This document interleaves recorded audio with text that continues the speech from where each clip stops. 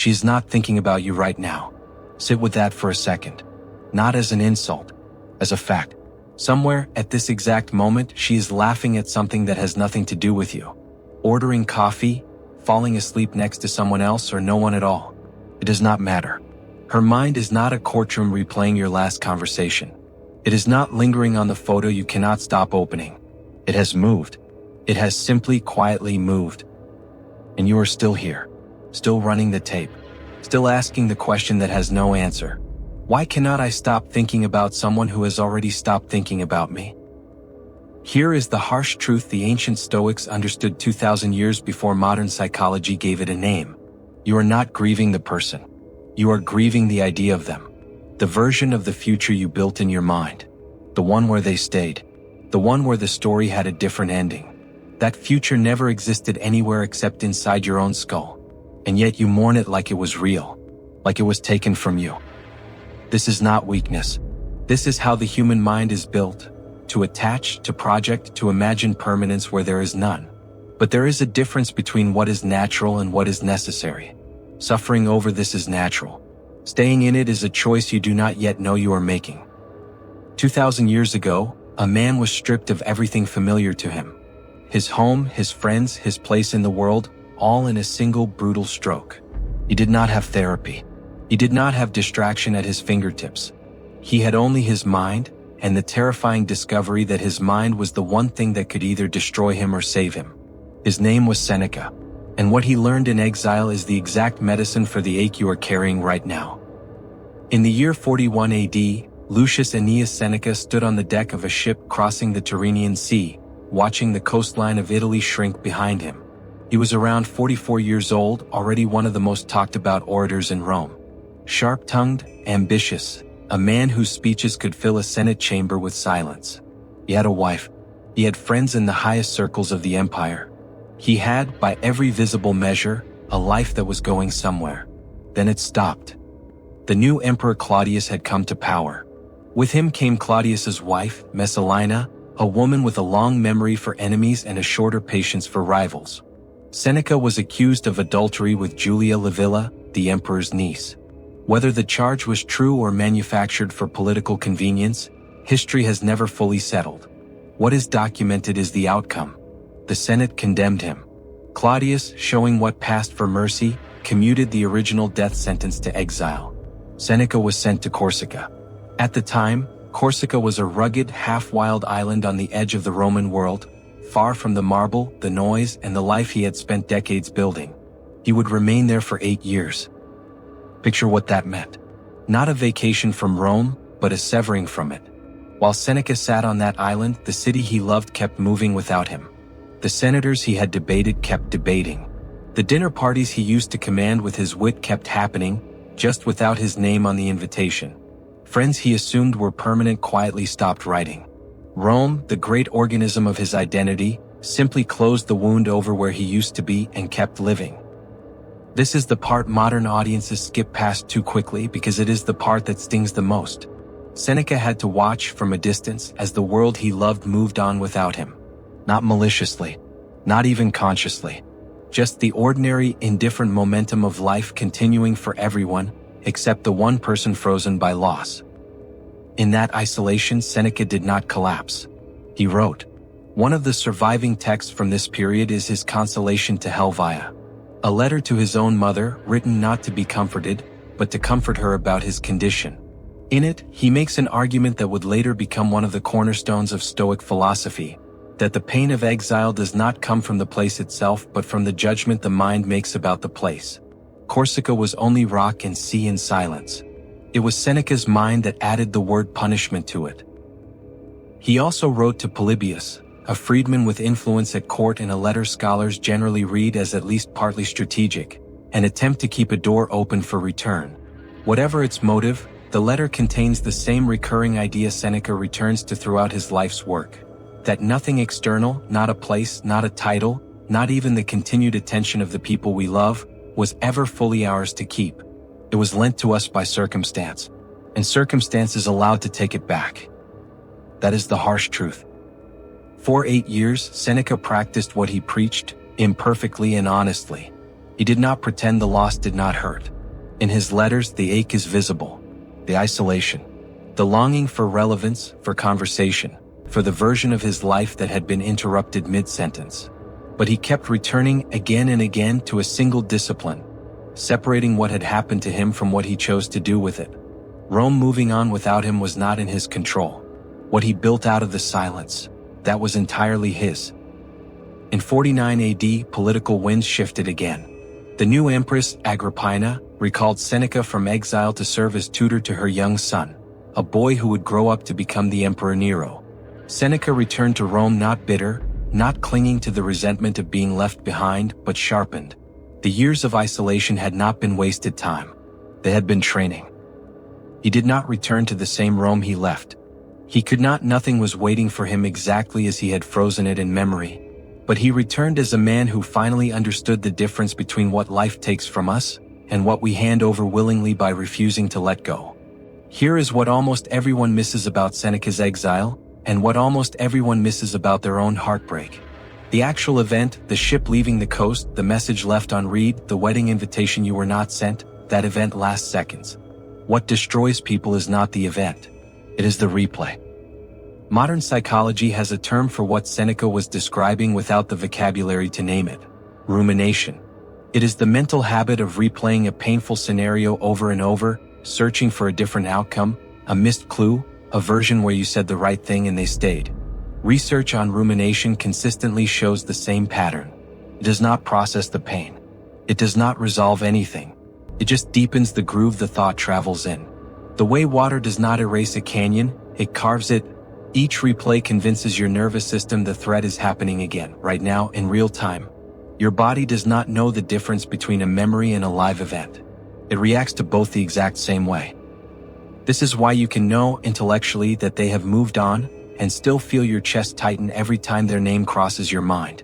Knowing is not the same as processing. And rumination is not remembering. Rumination is your mind mistaking a closed door for one that is still slightly open and refusing to stop checking the handle. Seneca's insight, the one buried in consolation to Helvia, is that suffering has two layers. The first layer is the fact. Someone left or moved on or never wanted what you wanted. That layer is often outside your control. The second layer is the story you build on top of the fact. The story that this means you were unlovable, that you will never find this again, that the version of you they walked away from was somehow not enough. That second layer is not fact, it is interpretation. And interpretation, Seneca argued relentlessly, is the only thing a human being ever truly owns. This is not a call to suppress the pain or pretend indifference. The Stoics were not emotionless. That is a modern myth built on a shallow reading of philosophy. Seneca grieved.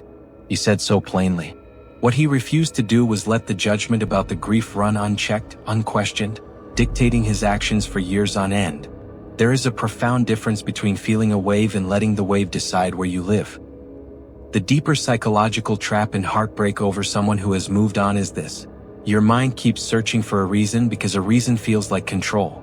If you can just identify what went wrong, maybe you can fix it. Maybe you can go back. But some doors do not open from your side no matter how long you knock. Here is the part that modern success psychology and ancient Stoicism agree on completely. The energy spent knocking on a closed door is energy stolen directly from the door that is actually open. The one in front of you, right now, that requires your full presence to walk through. Seneca did not spend 8 years in Corsica petitioning Rome to remember him. He spent it becoming someone whose mind no longer needed Rome's permission to feel whole. That is the entire cure. First, practice the discipline of ascent. Catch the second arrow. Epictetus, in his discourses, taught something the Stoics called the discipline of ascent. The idea that between an event and your reaction to it, there is a space. Small, easy to miss, but real, where you decide what the event means. The thought that they moved on is the first arrow. It hits and it is real and it can hurt. But the thought that follows, which means I was never enough, which means I will always be alone, which means I have to fix this. That is the second arrow, and you are the one firing it at yourself. Here is exactly how to practice this. The next time the thought of them surfaces, and it will, do not fight the memory itself. Fighting a thought gives it more power, not less. Instead, name the second arrow out loud or in writing. I am telling myself this means I am unworthy. Then ask plainly, is that actually true? Or is that just the story my mind reaches for because it is familiar? 9 times out of 10, you will find the first arrow was a fact you can sit with. The second arrow was a wound you were adding on top of it, unnecessarily, out of habit. Do this for 30 days. Every time the spiral starts, separate the fact from the interpretation. You are not trying to stop thinking about them. You are trying to stop attacking yourself in their name.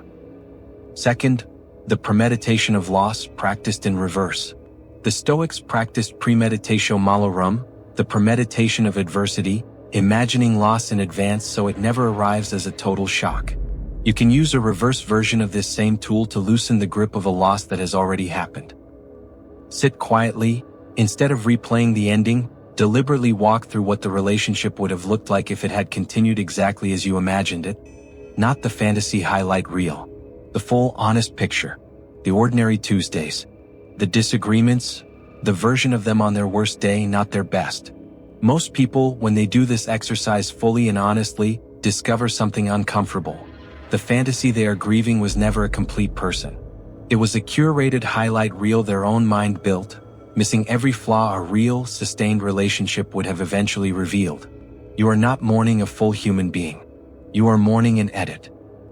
That is the truth. This exercise is not about convincing yourself. Third, rebuild the circle of control with radical honesty. Draw 2 circles literally on paper. In the outer circle, write everything about this situation you cannot control. Their choices, their feelings, their timeline, what they think of you now, whether they ever come back. In the inner circle, write what remains entirely yours, how you spend the next hour, what you eat, whether you move your body today, what you create, who you reach out to, what you read, how you speak to yourself in the mirror. Marcus Aurelius returned to this exact division constantly in his private journal, the Meditations, reminding himself, page after page, that peace comes not from controlling outcomes, but from narrowing your entire focus to the one territory you actually govern, your own judgments and actions. Every morning for the next 2 weeks, physically look at your inner circle before you look at your phone. Ask only one question. What is one action inside this circle I can take today? Not to fix them. Not to win them back, to rebuild the architecture of a life that does not require their return to feel structurally sound. Fourth, replace the ritual. Do not just resist it. Willpower alone rarely defeats a habit. Checking on someone, replaying memories, scrolling their life from a distance. It is a habit wired into the brain's reward circuitry the same way any compulsive checking behavior is. The Stoics understood that virtue is not built through white-knuckle restraint. It is built through consistent, deliberate practice. What Epictetus called training, the same word used for an athlete's discipline. So do not just tell yourself to stop thinking about them. Replace the specific moment the thought tends to strike, often at night or first thing in the morning, with a competing, deliberate ritual. If the urge hits at 11 p.m., that slot now belongs to something else entirely. Journaling 1 page by hand. A short walk. Cold water on your face. A single page of Seneca's letters read slowly. The goal is not distraction for its own sake. The goal is to give your nervous system a new, reliable pattern to run, so that eventually, the old trigger fires and finds nothing there to attach to. Seneca did not stop the ship from leaving the coast of Italy that day. He could not undo the accusation, the exile, the 8 years of silence from a city that had simply, quietly, moved on without him. What he changed, the only thing he was ever going to be able to change, was what he built inside that absence. You are not weak for still feeling this. You are human, and humans attach, and attachment breaking always leaves a mark. But there is a version of you on the other side of this. Not the version who forgot them. Not the version who pretends it never mattered. But the version who finally stopped waiting for a door that already closed, and started building something extraordinary on the land they left behind. The person who moved on is not coming back to save you from this. They were never going to be the ones to do that. You are. Somewhere, right now, they are living their life without a second thought of you. Let that be the last time it costs you anything. Let today be the day you finally, quietly move on to. Not out of bitterness, but out of respect for the one life you actually have full control over. This one, right here, starting now. If this found you at the right moment, you already know what to do next. Subscribe and let us keep building the mind that nothing, and no one, can take from you again. What is yours cannot be lost.